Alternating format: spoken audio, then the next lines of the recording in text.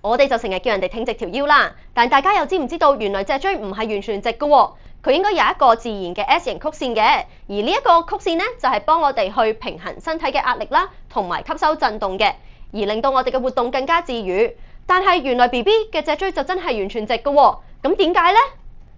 原來因為 BB 出世嘅時候咧，大部分時間都係瞓喺度嘅啫，佢哋又唔使企啦，又唔使行啦，所以佢哋嘅脊椎咧就會完全係直嘅。然後當佢哋慢慢開始抬起個頭嘅時候咧，咁我哋頸部嘅一啲曲線咧就會形成啦。然後當佢哋慢慢開始爬啦，開始企喺度啦，開始行嘅時候咧，咁佢哋嘅背脊啊、腰啊等等嘅一啲脊柱嘅曲線咧，亦都會慢慢形成啦。